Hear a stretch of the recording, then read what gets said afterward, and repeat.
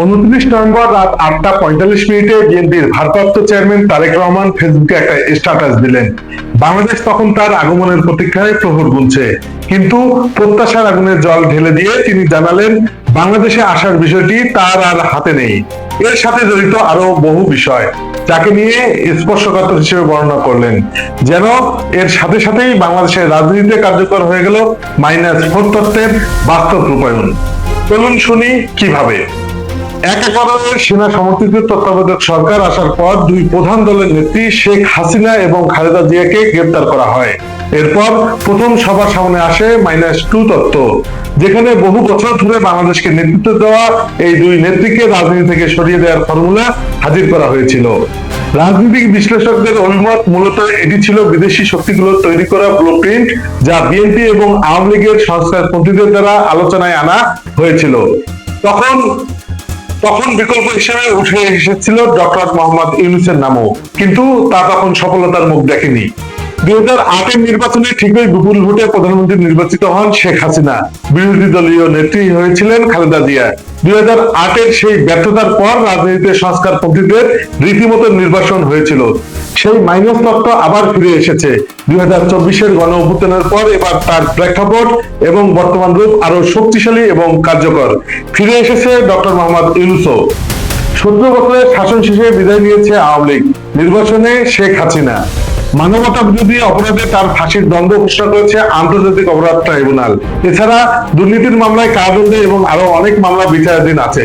বিশ্লেষকরা তার বয়স এবং বাস্তবতা বিবেচনায় আওয়ামী লীগ সভাপতির রাজনৈতিক ক্যারিয়ারে কার্যত শেষ দেখছেন। আওয়ামী লীগের যেভাবে ভূমিকম্পের মতো পতন ঘটেছে, তাতে দলটির ফিরে আসতে বহু বছর সময় লেগে যেতে পারে। ততদিনে ভারতের নির্বাসিত শেখ হাসিনা দলকে নেতৃত্ব দেবার মতো সক্ষম থাকবেন কিনা, এটি একটি বড় প্রশ্ন। অন্যদিকে আছেন বিএনপির চেয়ারপারসন বেগম খালেদা জিয়া।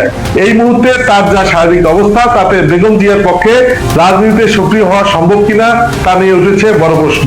বিএনপির চেয়ারপারসনের স্বাস্থ্যের বিষয় নিয়ে চিকিৎসকরা উদ্বেগজনক খবর দিচ্ছে। যদিও বিএনপির মনোনয়ন তালিকায় বেগম জিয়ার নাম আছে, কারণ এত বছর পর এসেও দলটির রাজনীতিতে তিনিই মূল ফ্যাক্টর। ভোটের মাঠ আর প্রচারণা মানেই প্রতিপক্ষের তুলনায় বিএনপির এগিয়ে যাওয়া। সেই ভাবনা থেকেই এবার তার স্বাস্থ্যের খারাপ অবস্থা সত্ত্বেও বিএনপির পক্ষ থেকে তিনটি আসন থেকে তার প্রার্থিতা ঘোষণা করা হয়েছিল। কিন্তু সাম্প্রতিক অসুস্থতায় বেগম জিয়ার পক্ষে নির্বাচন করা সম্ভব হবে কিনা তা একটি বিরাট প্রশ্ন তুলে দিয়েছে। এমনকি ভবিষ্যতেও তিনি দলকে নেতৃত্ব দেওয়ার মতো শারীরিকভাবে সক্ষম থাকবেন কিনা তাও এক প্রশ্ন। ফলে বিশ্লেষকরা আপাতত খালেদা জিয়াকে মাইনাসের কাতারেই ফেলছেন। এই দুই নেত্রীর মাইনাসের পর রইল বাকি আরো দুইজন।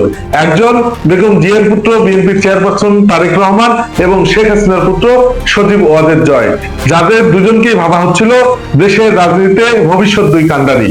সাম্প্রতিক রাজনৈতিক বাস্তবতায় সবচেয়ে আলোচিত হচ্ছিলেন তারেক রহমান।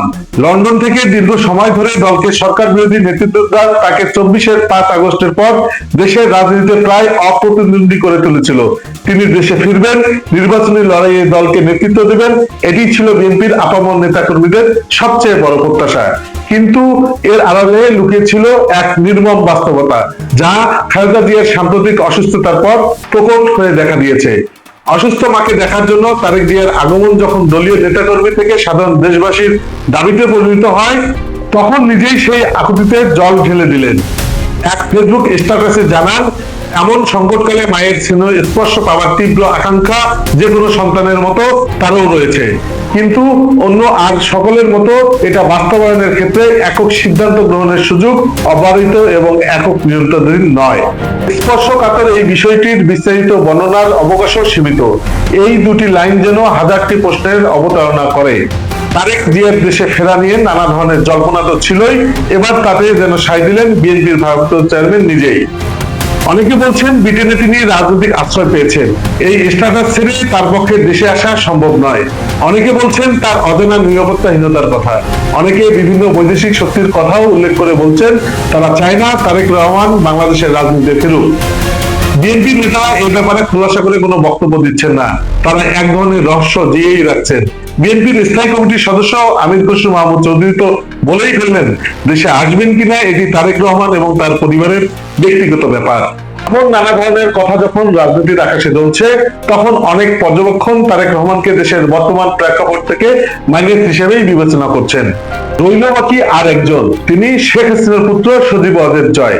যুক্তরাষ্ট্রের নাগরিক জয় কখনোই আওয়ামী লীগের রাজনীতিতে খুব বেশি সক্রিয় ছিলেন না, বরং সরকারকে তথ্য প্রযুক্তি বিষয়ে পরামর্শ দেওয়ার ব্যাপারে তাকে সক্রিয় বেশি দেখা গেছে।